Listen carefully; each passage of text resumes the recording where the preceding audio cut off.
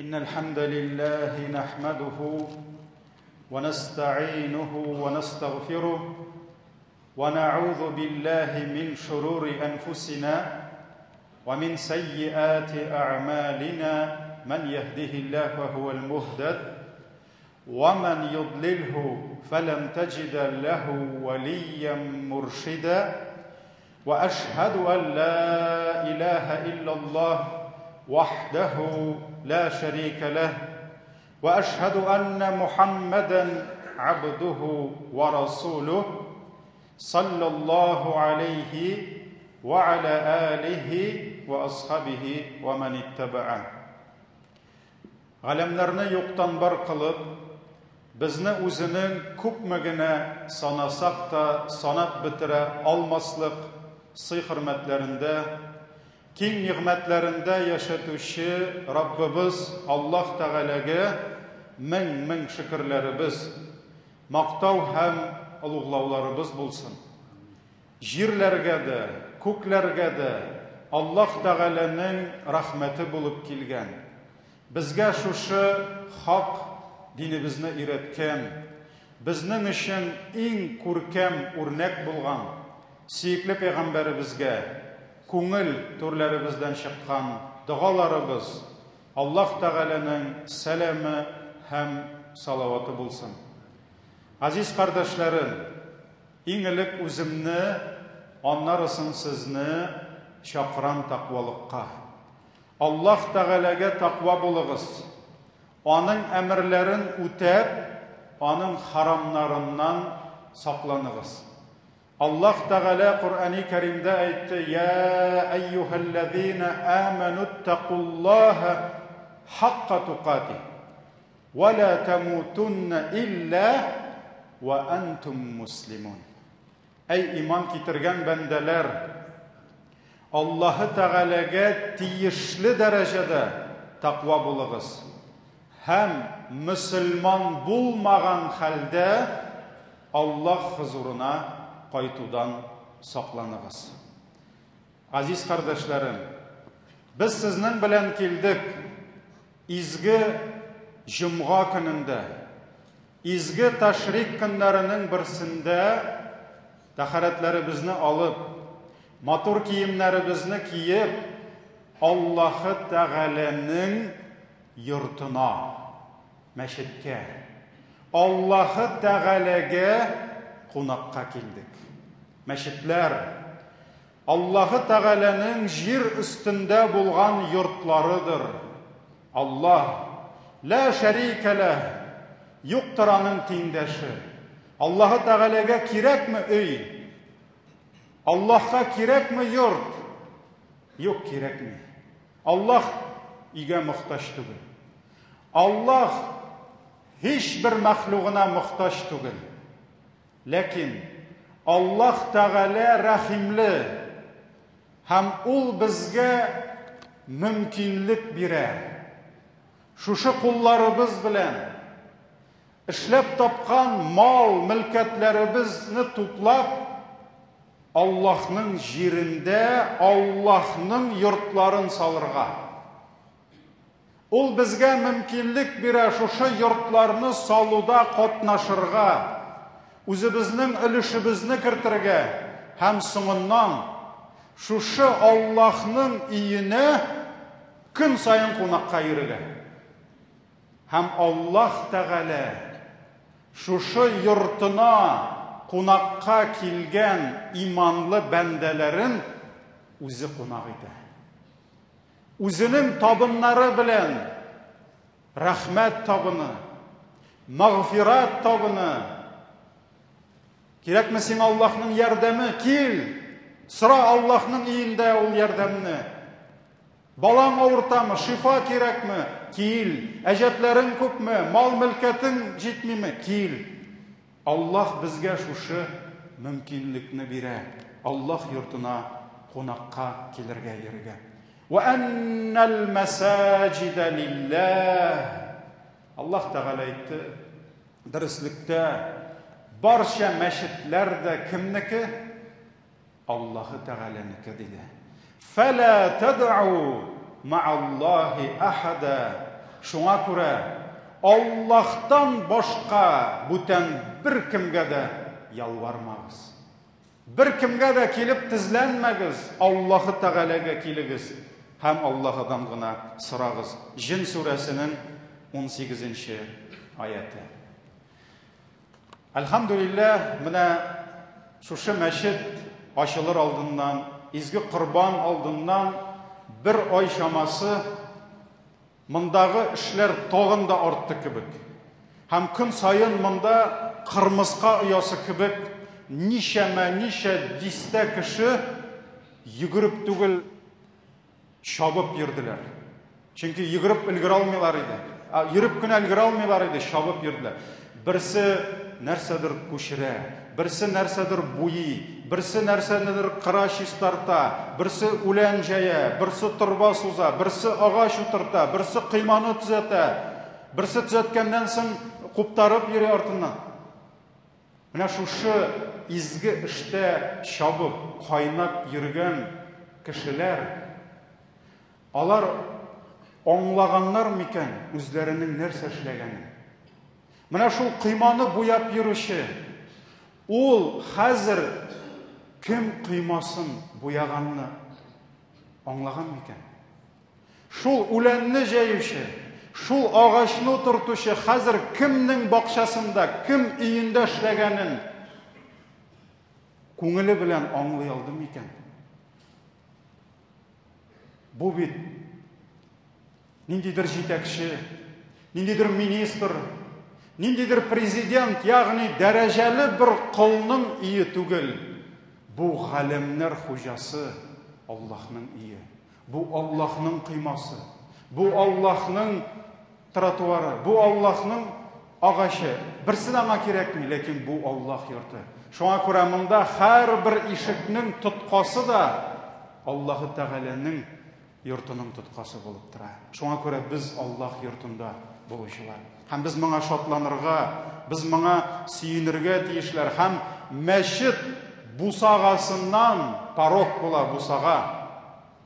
Уң аягы белән атлап кергән кеше күңеле белән, сөягенең эчендәге җилекләре белән аңлап кергә тиеш. Хәзер мин кемнең өенә керәм? Бу фәлән мулланың ие түгел. Фәлән абыстайның ие түгел. Бу Аллаһның ие. Шуңа күрә ул моны аңлап, башын иеп, тәкәбберлекләрен бетереп, шиелгән борыннарын төшереп, түбәнчелек белән генә керергә тиеш. Һәм ул белергә тиеш. Моның җире дә Аллаһы Тәгалә иң яраткан җир булып тора. Пәйгамбәрбез саллаллаһу алейхи ва саллям Сахих Муслимда килә, әйткән, Аллаһы Тәгалә каршында иң сөекле урыннар ул Аллаһның мәчетләре диде. Ул мәчетләр диде. Һәм Аллаһка иң сөексез урыннар ул базарлар диде. Монда ахирет сәүдәсе, тегендә дөнья сәүдәсе. Ләкин безнең күңелебезгә кайсысы якын? Кая барганда без күбрәк сөенәбез? Аллаһ иң яраткан урын ахирет базары, мәчеткә баргандамы? Әллә Аллаһ иң яратмаган урын базары? Әлбәттә бу җәмәгать хәзрәт җомга вагазында сөйләде, базарлар җүнсез җирләр бармагыз дигән сүз түгел. Ләкин базарда кеше дөньяга шума. Тукай әйтмешли, кемдер алды, кемдер алдана. Кемдер үлчәүне кили, башкасы, гайбәт, тегесе булса.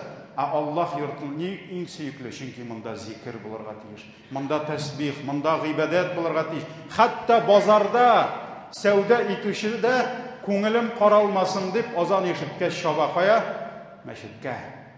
Гыйбадәткә шаба. Аллаһ иң сөйгән урынга шаба. Шуңа күрә Аллаһның йорты ул кырган, кипкән шул уртасындагы, пустыня уртасындагы оазис кебек булырга тиеш. Без монда ашыгып, тизрәк качырга тиеш. Менә шушында күңелебезгә, тәнебезгә ял рәхәтлеге алырга тиешбез. Һәм җир өстендә корылган һәрбер мәчет Аллаһы Тәгалә өчен иң кадерле, урын булып тора. Иң кадерле нәрсә булып тора. Шуңа күрә Аллаһы Тәгаләнең йортларын җимерү, Аллаһы Тәгаләнең йортларына зыян салу, шуларга каршы булу, ул Аллаһ иң сөймәгән, иң яратмаган гамәлләрнең берсе һәм иң зур гынахлардан санала. Шуңа күрә Аллаһ Тәгалә Бакара сүрәсенең 114-нче аятында нәрсә диде? Аллаһы Тәгаләнең мәчетләрендә Аллаһының исемен искә алуны тыючыдан да, ягъни Аллаһны искә алучыны тыя ул ди. Һәм ул мәчетләрне җимерергә тырышучыдан да залимрәк кеше бармы ди. Аллаһ Тәгалә сорый, аннан да залим кеше юк ди. Аларга ди, андый кешеләргә ди, мәчетләргә каршы булган, Аллаһының динен тотсыннар дип шуларга каршы булган кешеләр ди, мәчеткә киләләр икән, куркып кына килсеннәр ди. Им стоит бояться ди, куркып килсеннәр ди. Хурлык аларга бу дөньяда, ахирәттә каты газап ди. Бакара сүрәсе 114-нче аят. Әйе җәмәгать, халкыбыз монсын да күрде. Халкыбыз, илебез, җиребез күпне күрде. Кайчандыр газиз әтиләребез, бабаларыбыз хәләл кешеләре белән мәчетләр торгызган булган. Совет власты килеп, ул мәчетләрне дошман күрде. Кешеләргә хәерле сүз сөйләгән имам абыстайларны дошман күреп куды. Шул мәчетләрнең манаралары киселде. Берсе дә җүнне үлем белән үлмәде. Берсе дә тынычлап үлмәде. Шулай бит Аллаһ Тәгалә кайсы ничек юкка чыгарды. Әмма ләкин карагыз.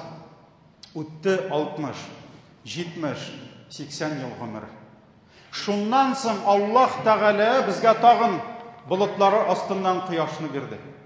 Шуннан соң Аллаһ Тәгалә безгә тагын мәчетләрне кайтарырга насип итте һәм шушы кайчандыр киселгән манараларны торгызу өчен киселгәненә карый 3 тапкырга биегрәк, ябылган мәчеткә карый 10 тапкырга зуррак итеп Аллаһ йортларын яңадан торгызу өчен Аллаһ кемне сайлады? Уйлагыз әле. Ул безне сайлады. Аллаһ безне сайлады. Кайбер буыннар сайланган булсалар мәчетләрне ябу өчен, манараларны кисү өчен, безнең буыннарыбызны Аллаһ сайлады шул манараларны яңадан торгызу өчен.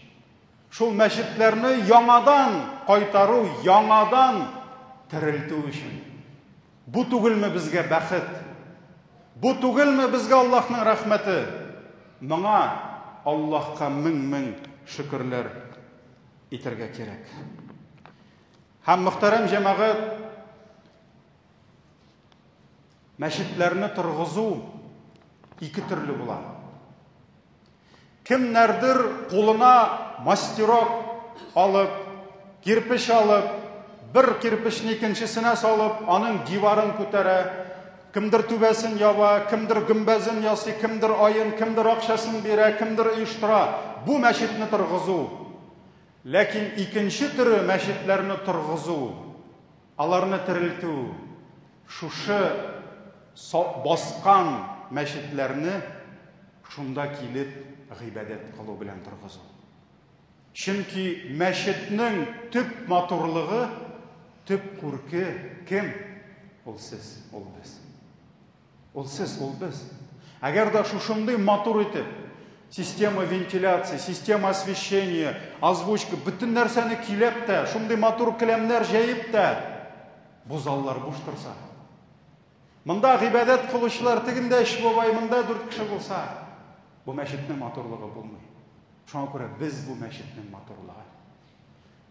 Һәм моннан 2 көнлек изге гает, Корбан гаетендә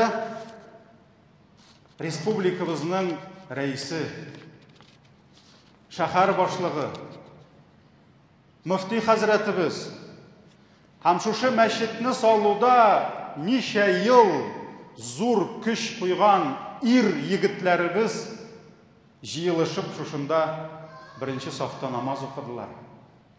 Һәм соңыннан шушы мәчетне әманәт итеп, шушы мәхәлләгә, безгә тапшырып киттеләр. Һәм без сезнең белән бу байракны күтәрдек. Һәм һәрберебез җавап бирәбез, шушы мәчетне без хәзер ничек терелтәчәкбез? Ничек без шушы мәчетне яшәтәчәкбез? Һәм шушы мәчет ничек итеп хезмәт итәчәк? Күпме халыкны җыячак? Менә бу безнең өстебездә олуг әманәт булып тора. Шушы төзеклек, шушы матурлыкны ничек сакларга? Мин җәмәгать еш кына бер-берне аңлый алмыйм. Миңа аңлатучы юк әле хәзердә. Ни өчен өйдә шул ук ишекнең тоткасы ватылмый, мәчеттә ватыла? Нигә ул кран өйдә 10 ел тора, мәчеттә ярты елдан ватыла? Миңа әйтәләр, хәзрәт, өеңдә синең әз кеше ди, мәчеттә күп ди. Аңа гына түгел шул җәмәгать. Ни өчен өйдәгесе ватыла? Өйдә ложка для обуви алабыз, пластиковый, ватылмый еллар буе. Мин Кабан арты мәчетендә әллә нинди калын тимерләрне алып карадым, бөтенесен бөгәләр. Бөтенесен сындыралар. Кеше күп булганга түгел бит ул. Үзенеке түгел. Өйдә кран ватылса, кесәсеннән акчасын чыгарып, барып кран алырга кирәк. Алмаса, эшләми, хатын сүгә башлый, балалар сүгә. Ә мәчеттә аны ул уйлый кемдер алыштыра дип. Менә җәмәгать, өеңдәге краның синеке булса, ә мәчеттәге кран Аллаһныкы. Өеңдәгесен бер төсле итеп сак белән тотсаң, мәчетнекен 10 тапкырга артыграк куркып тот. Чөнки син Аллаһның кранын тотасың. Син Аллаһның ишеген тотасың. Менә шуңа күрә җәмәгать, безнең бурычыбыз, без бу мәчетне сакларга тиеш. Biz bu matурлыкны, бу безнең өчен уңайлыкларны без моны сакларга тиеш. Һәрбер эшләргә тиеш, хезмәт итәргә тиеш. Ансыз булмый җәмәгать. Һәм шулай ук әле иншалла мәчет әдәпләре дигән безнең аерым хутбәләр булыр Алла бирсә. Ләкин бүген шуның берсен генә әйтәм, менә мондагы чисталык. Мондагы паклык. Пәйгамбәрбез саллаллаһу алейхи ва саллям нәрсә диде? Чисталык иманның яртысы диде. Әгәр дә син чисталык дигән әйберне, паклык дигән әйберне тормышыңа кертә алсаң, димәк син иманның яртысын керткәнсең. Менә бу шундый зур урын алып тора. Һәм бөтен җиргә рухи гына түгел, матди паклык без хәләлгә чакырабыз. Шуңа күрә без не только за духовную чистоту, мы и за финансовую, и за физическую чистоту. Мәчет өйрәтә хәләл яшәргә, мәчет өйрәтә кул юырга, мәчет өйрәтә теш чистартырга. Шуңа күрә рухи, матди, физик чисталыкка чакыручы мәчетләр беренче чиратта чиста булырга тиешләр.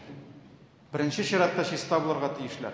Шуңа күрә дә без мөселманнар барыбыз да шушы Аллаһ йортларының хезмәтчеләридер. Мәчетләрнең паклыгы, мәчетләрнең чиста булуы безнең өстебездә зур бурыч булып тора. Һәм Аллаһы Тәгалә моны безнең пәйгамбәребезнең өммәтенә бирде. Димәк, башка өммәтләргә бу бәлки бирелмәгәндер.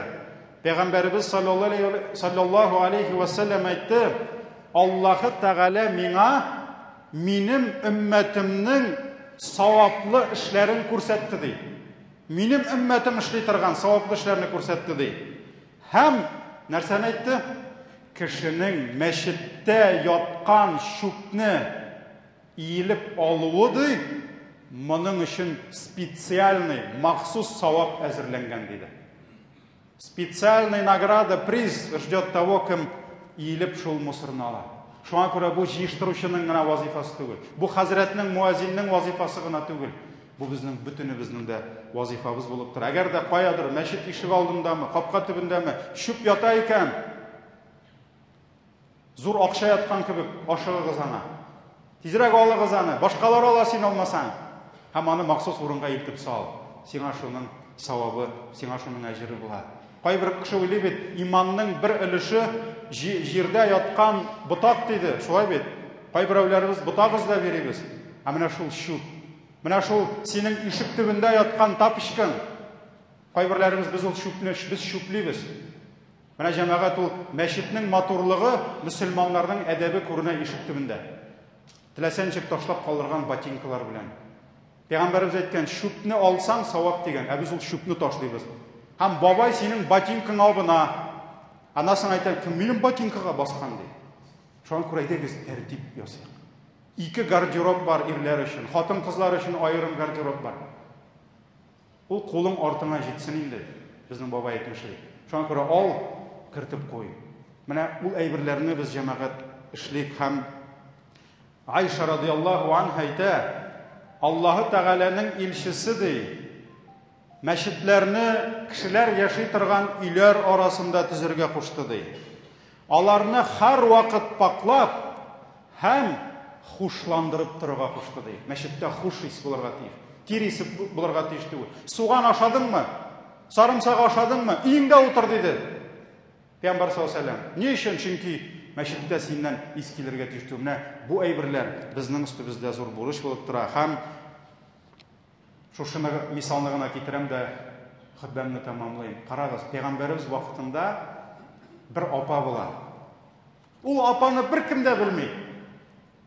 Беркем дә белми, ул гади бер апа. Ул килгәндә мәчет җыештыра. Килгәндә мәчет җыештыра. Пәйгамбәрбез бер күрә, 2 күрә, машалла, мәчет җыештырып йөри. Бер көнне Пәйгамбәрбез саллаллаһу алейһи ва саллям сәфәрдән кайта, теге апа юк. Тагын юк. Шуннан сахабаларга әйтә, кая ди? Монда бер апа бар иде ди. Бер хатын-кыз бар иде, мәчет җыештырып йөри. Ул үлде бит ди. Берничә көн элек ди. Шуннан соң әйтә, "А нигә миңа әйтмәдегез ди? Нигә мине җиназага чакырмадыгыз бу апаның ди?"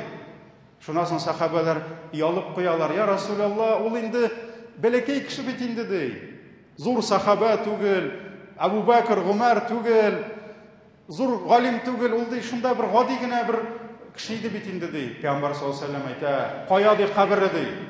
Күрсәтегез миңа аның каберен ди." Бүтән эшен ташлап, шул апаның каберенә бара һәм кабер янына басып җиназа укый шуңа.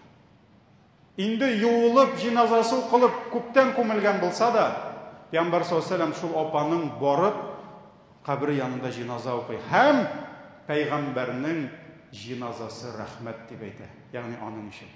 Шуңа күрә җәмәгать бу да күрсәтә нәрсәне? Дәрәҗә. Син хәзрәтме? Син ишек төбендә утырып дуга кылып торучы бабаймы? Син пылесос тотып йөрүче апамы? Каядыр тузан сөртүчеме? Син нәрсәдер тартмаларны күчереп куйчы егетме? Син шушы йортның хезмәтчесе. Бүтән кешегә әҗер җитә. Бүтән кешегә савап җитә. Аланы шунысы кызык. Менә әле мәчет ачылмады, инде күпме хәзрәтләр чыктылар. Безгә дә бу мәчеттә хәзрәт булсак ярыймы дип. Бүтән кешенең начальник буласы килә. Ә без әле һаман җыештыручылар таба алмыйбыз.